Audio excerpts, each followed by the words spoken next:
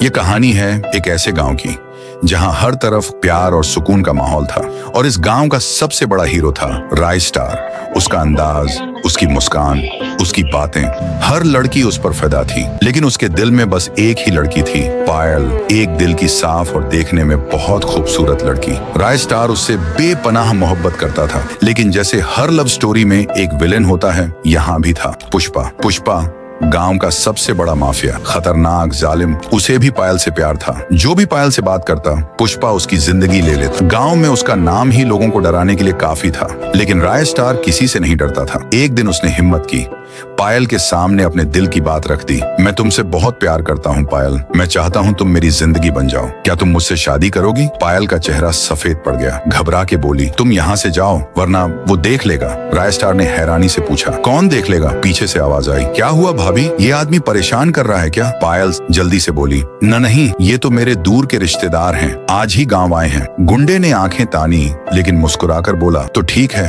और वो चले गए। जब वो चले गए, राय स्टार ने गुस्से से पूछा, तुमने झूठ क्यों बोला? पायल की आंखों में आंसू थे। अगर झूठ नहीं बोलती तो वो तुम्हें मार डालते। वो लोग पुष्पा के आदमी हैं। वो किसी को नहीं छोड़ते जो मुझे छूने की भी कोशिश करे। राय स्टार ने उसका हाथ पकड़ा, तुम चलो मेरे साथ। वो दोनों सीधे पुलिस स्टेशन गए। राय स्टार ने सारी बात FIR में लिखवाई। इंस्पेक्टर ने सिर हिलाया और बोला, ठीक है, हम देख लेंगे। लेकिन जिसे वो विश्वास कर रहे थे वो भी पुष्पा का आदमी था। उसने तुरंत पुष्पा को कॉल किया, भाई एक लड़का आया था पायल के साथ, तेरे खिलाफ रिपोर्ट लिखवाई है। पुष्पा का खून खौल गया। किसकी इतनी हिम्मत? वो अपनी मॉन्स्टर बाइक पर चढ़कर निकल पड़ा, राय स्टार के पीछे। दूसरी तरफ पायल और राय स्टार बैठकर बातें कर रहे थे। तभी पुष्पा मॉन्स्टर ट्रक लेकर आया और राय स्टार की बाइक को टक्कर मार दी। पायल जमीन पर गिर गई। राय स्टार ने दांत भींचकर कहा, इसका बदला मैं तुझसे लेकर रहूंगा। पुष्पा हंसा, तू मुझे जानता नहीं बच्चे। राय स्टार की आंखें बिजली की तरह चमकी। जिसे तू बच्चा कह रहा है वो तेरा बाप निकलेगा। और फिर शुरू हुई एक जबरदस्त जंग। धुआं, तोड़फोड़, मारधाड़, पूरा गांव कांप उठा। कुछ देर बाद जब धूल छंटी, राय स्टार एक राजा की तरह अपनी कुर्सी पर बैठा होता है। पुष्पा उसके सामने जमीन पर झुका होता है,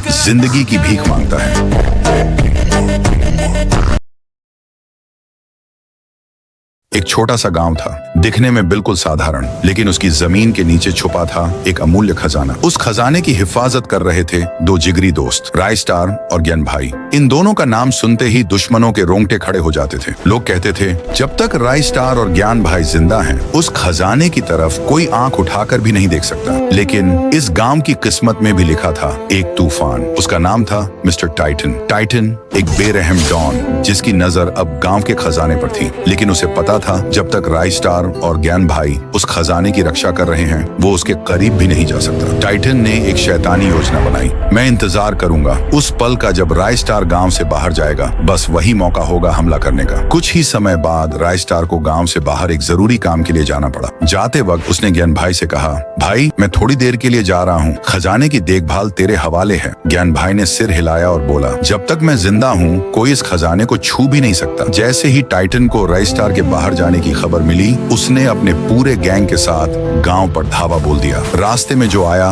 टाइटन ने उसे बेरहमी से मार गिराया। आखिरकार वो खजाने के सामने पहुंचा। लेकिन तभी ज्ञान भाई सामने आ गया। रुक जा टाइटन, मेरे रहते तू इस खजाने को हाथ नहीं लगा सकता। टाइटन गरजा, हट जा मेरे रास्ते से वरना अंजाम बुरा होगा। ज्ञान भाई नहीं हटा। टाइटन ने अपनी बंदूक निकाली और गोली चला दी। ज्ञान भाई जमीन पर गिर पड़ा। टाइटन ने सारा खजाना उठवाया और अपनी गाड़ियों में भरवा लिया। कुछ ही देर बाद राय स्टार वापस गांव पहुंचा। चारों तरफ लाशें बिछी हुई थीं, जलते हुए घर, रोते हुए लोग। और तब उसकी नजर पड़ी ज्ञान भाई पर। ज्ञान भाई अंतिम सांसें ले रहा था। किसने किया ये सब? राय स्टार चीखा। ज्ञान भाई ने कांपते हुए हाथ से इशारा किया और बोला, वो टाइटन था। और ये कहते ही ज्ञान भाई ने आखिरी सांस ली। राय स्टार की आंखों में आंसू नहीं, आग थी। जिसने भी ये किया है मैं यूज छोड़ूंगा नहीं।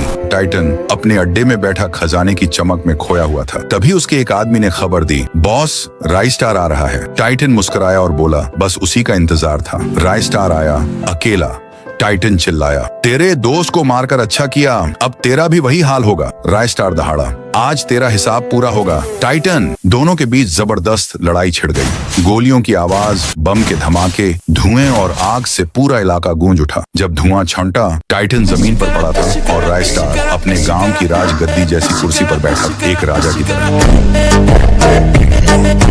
तरह।